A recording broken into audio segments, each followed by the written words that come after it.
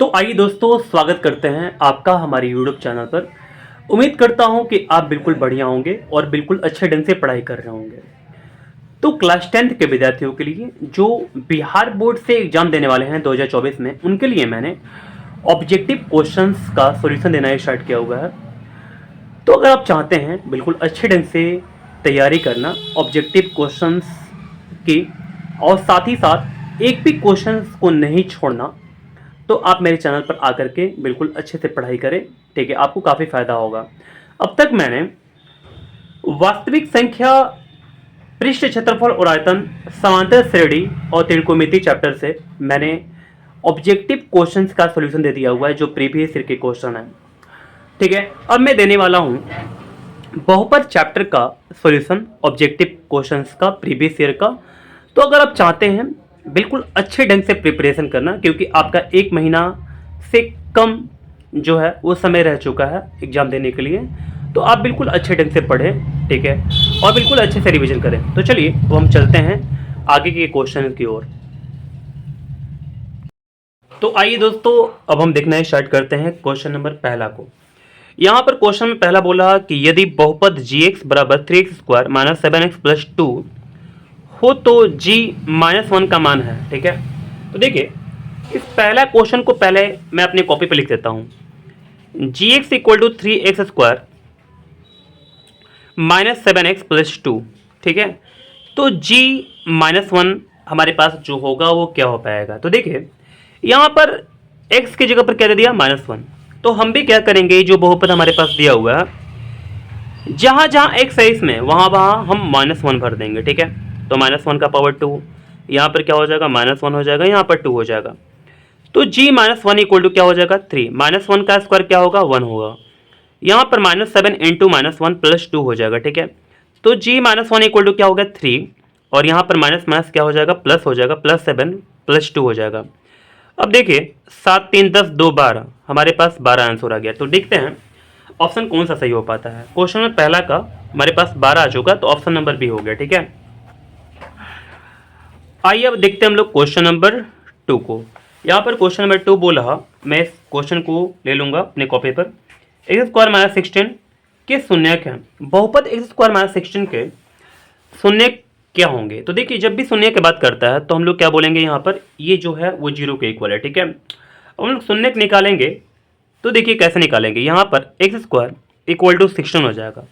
ठीक है, क्योंकि ये नेगेटिव है, उधर आ जाएगा तो पॉजिटिव हो जाएगा। तो x² बराबर 16 हो जाएगा अंडर रूट में, और x का जो मान आएगा वो 16 का वर्गमूल जो होता है वो 4 होता है। लेकिन यहाँ पर वर्गमूल जो होता है वो निकल कर आता है तो प्लस और माइनस में आता है। तो x बराबर हमारे पास प्लस आ गया, +4, और -4 भी आ गया। ठीक है, तो ये हमारा आंसर हो गया। +4 -4 देख लेते हैं ऑप्शन नंबर कौन सा है। तो क्वेश्चन नंबर 2 का +4 और -4 यानी कि ऑप्शन नंबर ए हो गया। ठीक है, चलिए ऑप्शन नंबर ए को मैंने सही कर लिया। अब देखते हैं हम लोग क्वेश्चन नंबर 3 को।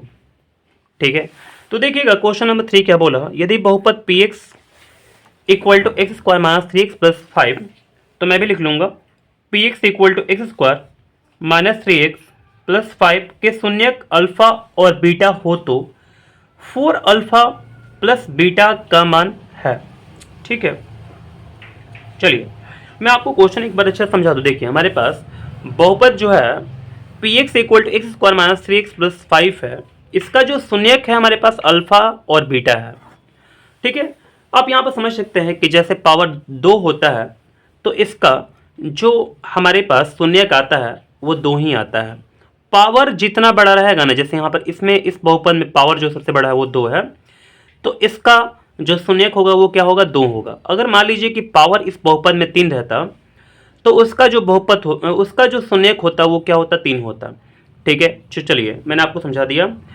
यहाँ पर हमारे पास बहुपद ये दे दिया हुआ है। ठीक है, तो हम लोग क्या करेंगे, देखिए एक फॉर्मूला आता है अल्फा प्लस बीटा, यानी कि हमारे पास 2 बहुपद हैं, अल्फा और बीटा हैं। तो मैं alpha plus beta equal to क्या लिख सकता हूँ, माइनस बी बाई ए लिख सकता हूँ। क्या लिख सकता हूँ, माइनस बी बाई ए। तो माइनस की जगह पर माइनस लिख देंगे, और बी की जगह पर देखिए, बी की जगह पता है क्या है, देखिए ये वाला 1 मैंने लिखा ना, यानी कि x² के ठीक इधर है, जो ये 1 है, ए है, सॉरी माफ कीजिएगा, 1 तो है ही लेकिन ए है, क्या है, यानी कि ये ए एक्स स्क्वायर हो गया, और ए की जगह पर हमारे पास कितना है, 1 है ना। ए की जगह पर हमारे पास कितना आ गया, 1 आ गया। फिर इसके बाद क्या आता है, x square plus b x, ठीक है, और प्लस क्या होता है, सी होता है। तो ए की जगह पर हमारे पास कितना आ गया, 1 आ गया। देखिए बी एक्स जो है ना, यानी कि बी की जगह पर हमारे पास कितना आ गया, -3 आ गया, और सी की जगह पर कितना हमारे पास आ गया, यानी कि 5 आ चुका, ठीक है। तो चलिए माइनस बी यहाँ पर हमारे पास दिया हुआ है, तो माइनस की जगह माइनस रख देंगे, और बी की जगह पर -3 आ जाएगा, ठीक है। और ए की जगह पर कितना आ जाएगा हमारे पास, तो ए की जगह पर 1 आ जाएगा। माइनस माइनस क्या होता है, प्लस होता है, तो +3 हमारे पास यहाँ पर आ जाएगा, ठीक है। अल्फा प्लस बीटा का जो मान आएगा वो 3 आ जाएगा, लेकिन हमको चाहिए क्या, 4 अल्फा प्लस बीटा चाहिए। 4 अल्फा प्लस बीटा, तो हमारे पास अल्फा प्लस बीटा का मान हमारे पास 3 आ चुका है, तो 4 × 3 कर देंगे, 4 × 3 = 12 आंसर हो गया, ठीक है। तो आइए देख लेते हैं ऑप्शन कौन सा सही है क्वेश्चन नंबर 3 का। तो 12 है हमारे पास, ऑप्शन नंबर ए हो गया, ठीक है। चलिए ऑप्शन नंबर ए को मैंने सिलेक्ट कर लिया यहाँ पर।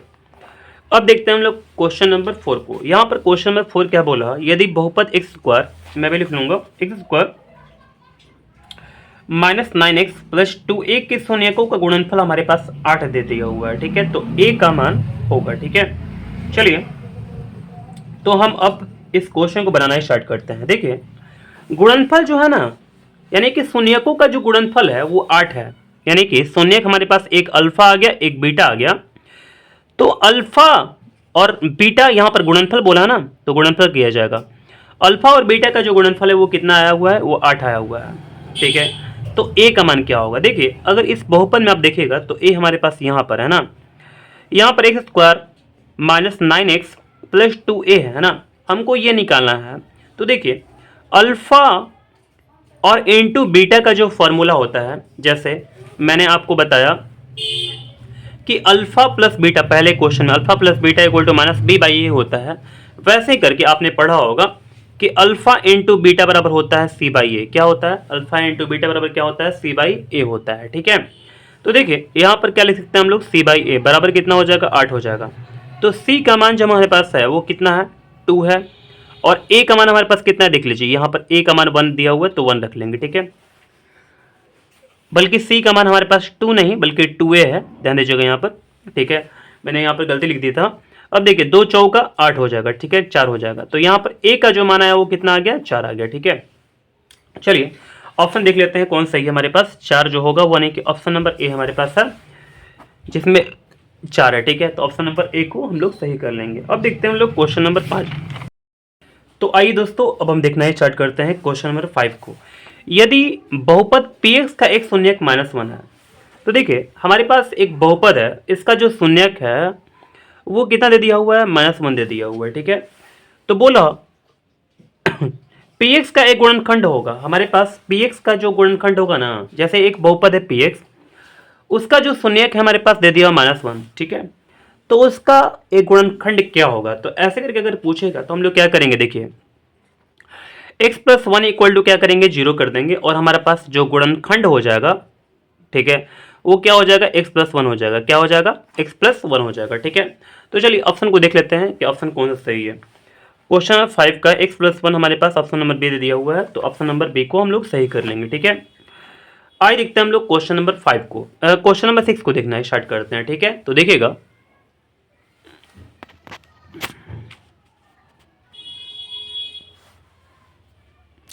क्वेश्चन नंबर 6 को देखना स्टार्ट करते हैं। तो देखिएगा यहाँ पर क्वेश्चन नंबर 6 क्या बोला, बहुपद y² -3y + 1, और ये ऐसे करके ब्रैकेट में है, और यहाँ भी एक ब्रैकेट आगे दे रहा गुणा करके, y⁵ -4y3 + y2 + 3y का घात है। देखिए मैं अगर घात की बात करूँ ना, दोनों का गुणा करके जो घात आएगा वो क्या हो पाएगा, तो थोड़ा सुनिएगा ध्यानपूर्वक, ठीक है। देखिए मैं बताता हूँ आपको, ये दोनों, ये वाला जो हमारे पास है बहुपद, ठीक है, और ये हमारे पास बहुपद है। तो दोनों बहुपद को अगर हम लोग गुणा करते हैं तो क्या करेंगे, घात अगर निकालना है गुणा करके, तो घात निकालेंगे कैसे, तो देखिएगा सबसे पहले इस बहुपद में देखेंगे सबसे बड़ा घात क्या है, तो आप बोलेंगे 2 है ना। इसमें जो इस बहुपद में बड़ा घात क्या है, 2 है। इस बहुपद में सबसे बड़ा घात क्या है, तो आप बोलेंगे क्या, यानी कि यहाँ पर 5 है, तो y का पावर 2 इसमें बड़ा घात है, y का पावर 5 यहाँ पर बड़ा घात है ना, तो y का पावर 2 और गुणे y का पावर 5 कर लेंगे, ठीक है। तो y का पावर क्या आ जाएगा, y का पावर 7 हो जाएगा। तो दोनों का जो गुणनफल करके बड़ा घात का हमारे पास आंसर आया वो क्या आया, y का पावर 7 आ गया। तो इसका यानी कि इस बहुपद का मुझे घात निकालना था, तो मैं क्या कर दूंगा, हमारे पास जो घात होगा वो 7 हो जाएगा, ठीक है। तो देख लेते हैं ऑप्शन कौन सा सही है। क्वेश्चन नंबर 6 का हमारे पास 7 आंसर आया हुआ, तो ऑप्शन नंबर बी हो जाएगा, ठीक है। चलिए ऑप्शन नंबर बी को मैंने सही कर लिया। अब देखते हैं हम लोग क्वेश्चन नंबर 7 को। यहाँ पर क्वेश्चन नंबर 7 क्या बोला, तो यदि बहुपद x square plus ax plus b के शून्यक बराबर परंतु विपरीत चिन्ह के हो तो a क्या होगा, ठीक है। चलिए मैं इस क्वेश्चन को लिख देता हूँ, x square plus ax plus b, ठीक है, किस शून्यक बराबर है परंतु विपरीत चिन्ह के हैं। देखिए हमारे पास जो शून्यक है वो बराबर हैं लेकिन विपरीत चिन्ह के हैं, इसका मतलब समझते हैं आप, यानी कि अल्फा हमारे पास आ गया और जो बीटा आ गया वो बराबर है, ठीक है। जैसे मान लीजिए कि m है हमारे पास, तो बराबर है, तो इसको भी मैं बराबर कर दूंगा, ठीक है। ये भी m हो गया, दोनों m हो गया हमारे पास, अल्फा भी m हो गया, बीटा भी m हो गया, लेकिन विपरीत चिन्ह के हैं। तो एक काम करते हैं, ये जो चिन्ह है ना ये प्लस का है तो ये माइनस का कर देते हैं, ठीक है। चलिए यहाँ पर ठीक हो गया हमारा।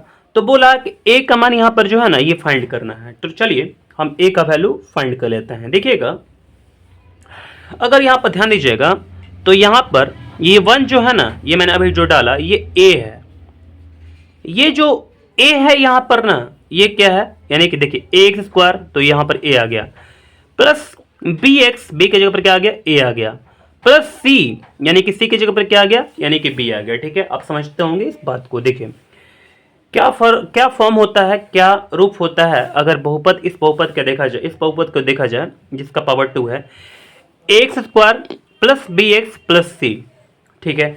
यानी कि हमको इसमें a का वैल्यू फाइंड करना है, तो मैं क्या करूंगा, a हमारे पास alpha plus beta equal to क्या होता है, alpha plus beta equal to अगर देखते हैं हम लोग तो क्या होता है, तो माइनस बी बाई ए होता है, जिसमें आप देखेंगे ना तो b हमारे पास जो हो जाएगा वो a हो जाएगा, ठीक है यहाँ पर। और देखिए और a की जगह पर हम लोग 1 लिख सकते हैं, तो अल्फा के जगह पर हमारे पास क्या है, m है, m लिख देंगे, प्लस बीटा के जगह पर क्या हमारे पास माइनस m है, तो माइनस m लिख देंगे, ठीक है। अब देखिए माइनस के जगह पर माइनस लिख देंगे, b के जगह पर क्या लिखेंगे, a लिखेंगे, और a के जगह पर क्या हो हमारे पास हो जाएगा 1 हो जाएगा, ठीक है। आप समझ रहे होंगे इस बात को, ठीक है। तो देखिए हमारे पास m और माइनस m बराबर क्या हो जाएगा, माइनस a हो जाएगा, ठीक है। क्योंकि यहाँ पर 1 की जगह पर तो कुछ नहीं लिख सकते हम लोग, नीचे 1 छोड़ भी देंगे तो कोई फर्क नहीं पड़ेगा। यहाँ पर ये दोनों घट करके 0 हो जाएगा, माइनस a हो जाएगा, तो a बराबर कितना हो जाएगा, यहाँ पर 0 हमारे पास आंसर हो गया, ठीक है। क्वेश्चन नंबर 7 का आंसर देख लेते हैं कि कौन सा सही होता है। क्वेश्चन हमारे पास 7 है जो कि 0 है ऑप्शन नंबर सी में, तो ऑप्शन नंबर सी हमारा सही हो जाएगा, ठीक है। चलिए अब हम देखते हैं क्वेश्चन नंबर 8 को। तो देखिएगा क्वेश्चन नंबर 8 क्या बोला, बहुपद 10x माइनस 25 का शून्यक है, ठीक है, 10x, ठीक है, और माइनस 25 का शून्यक हमको बताना है। तो देखिए कैसे बताते हैं, ठीक है। क्वेश्चन नंबर 8 में आपको दिख नहीं रहा होगा, थोड़ा सा ऊपर करना पड़ेगा। तो अब देखते हैं हम लोग क्वेश्चन नंबर यहाँ पर 8 को, मैंने यहाँ पर लिख लिया अपने कॉपी पर, हमको इसका शून्यक फाइंड करना है। तो देखिए यहाँ पर इक्वल टू हम लोग 0 रख देंगे यहाँ पर, ठीक है। 10x बराबर कितना हो जाएगा, 25 हो जाएगा, तो x का मान कितना आएगा, 25 बटे में 10 आ जाएगा, ठीक है। और हम लोग इसको घटा लेंगे तो 5 पचे 25, 5 दूनी का 10 हो जाएगा, तो x बराबर कितना हो गया, 5 बटे में 2 हो गया, ठीक है। तो देखिए हमारे पास शून्य आ चुका है कितना, यानी कि 5 बटे में 2 आ गया। ध्यान रहे आपको कि जब भी किसी बहुपद में जो x का पावर होता है 1 होता है, तो इसका जो शून्यक होगा, जैसे मान लीजिए कि यहाँ पे x का पावर कितना है, 1 है, तो इसका जो शून्यक होगा केवल 1 होगा। अगर यहाँ पर पावर 2 रहता तो इसका जो शून्यक होता वो 2 रहता, पावर 3 अगर रहता तो इसका शून्यक क्या रहता, 3 रहता, ठीक है। आपको बिल्कुल इस चीज को ध्यान रखना है। अब देखते हैं हम लोग आंसर कौन सा सही हो पाता है। क्वेश्चन नंबर 8 का जो हमारे पास आंसर है वो कितना हमारे पास है, 5 बटे में 2, तो ऑप्शन नंबर ए सही हो जाएगा, ठीक है। चलिए ऑप्शन नंबर ए को मैं सही कर लूंगा। तो आइए दोस्तों अब हम देखना स्टार्ट करते हैं क्वेश्चन नंबर 9 को। यहाँ पर क्वेश्चन नंबर 9 बोला 3x² प्लस 8x प्लस 10 का घात है। ये तो बहुत सिंपल क्वेश्चन है। तो देखिए ऐसे करके देख लेते हैं।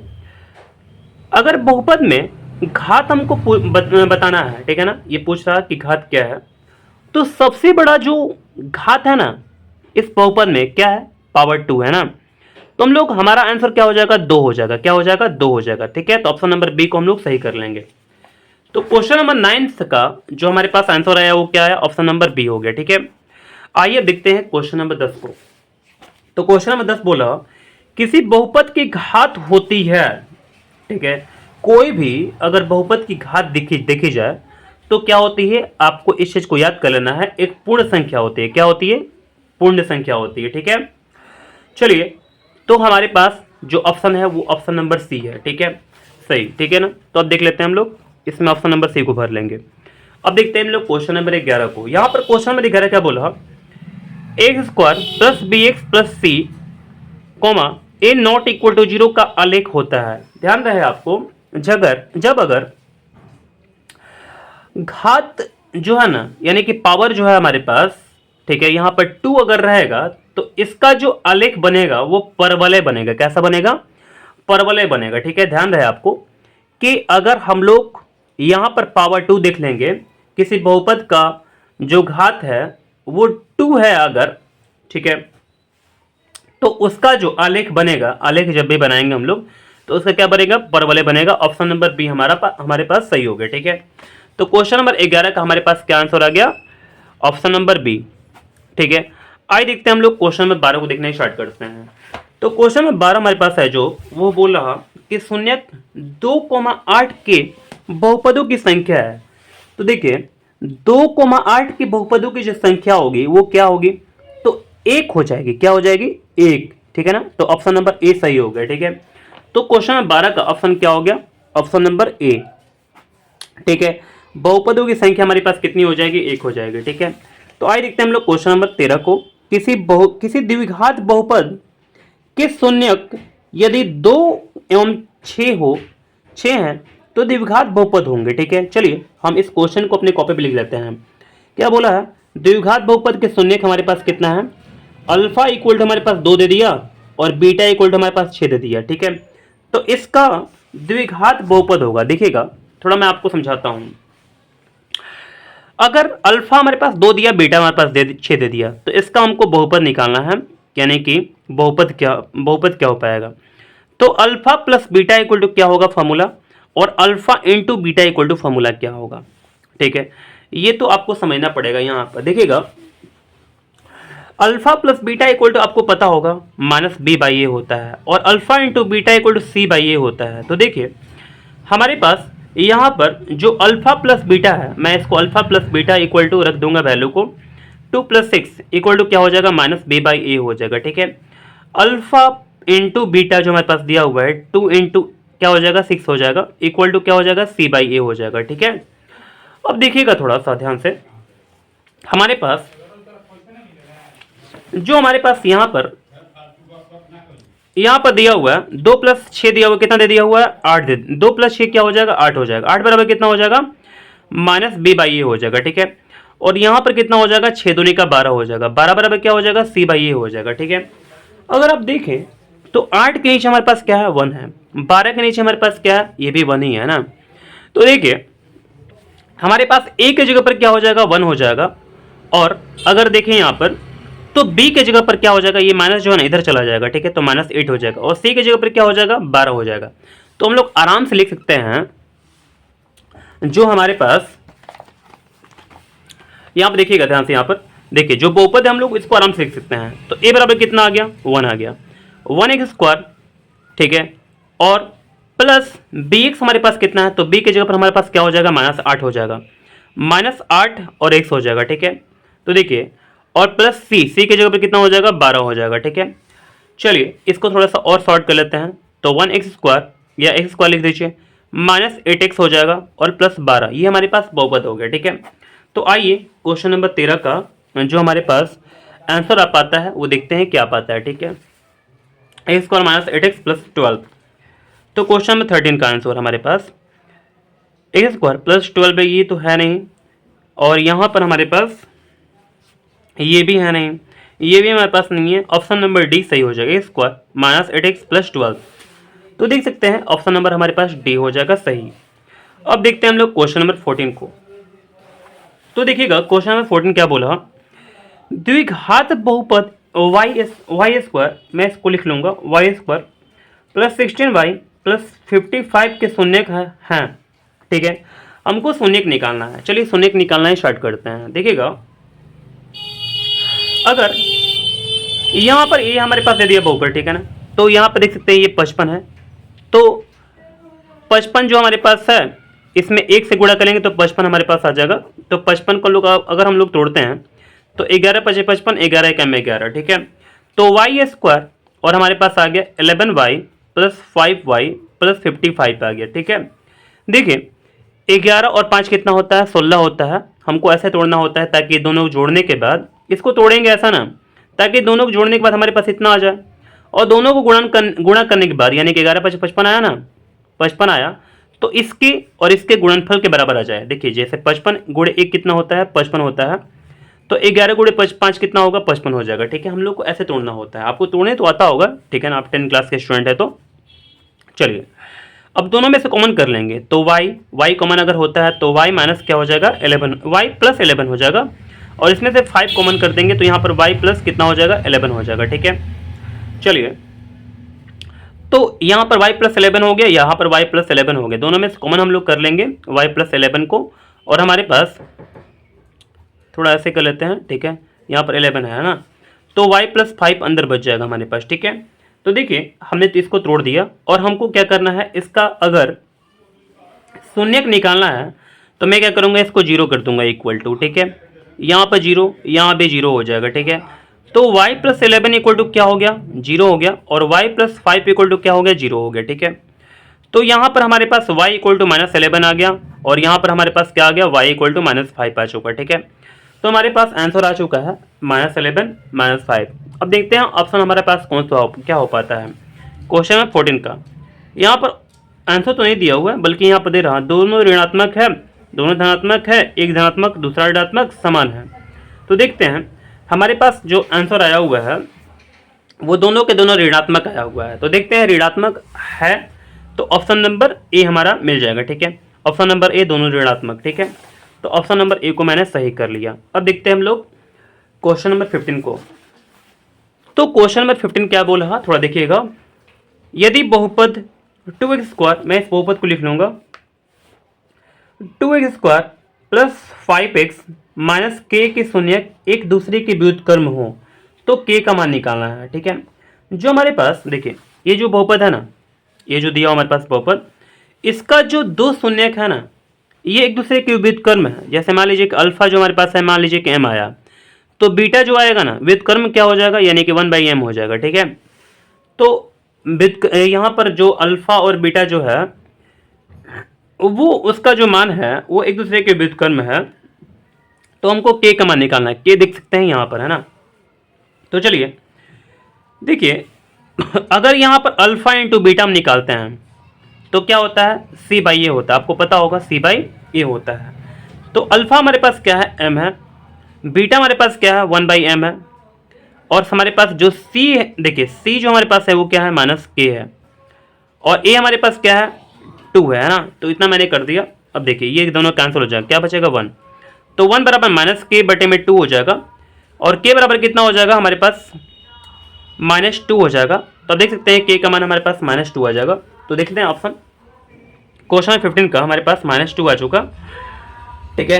तो उम्मीद बी नंबर ऑप्शन हमारे पास सही हो जाएगा। तो उम्मीद करते हैं कि ये क्वेश्चन आपको समझ में बिल्कुल आ गया होगा।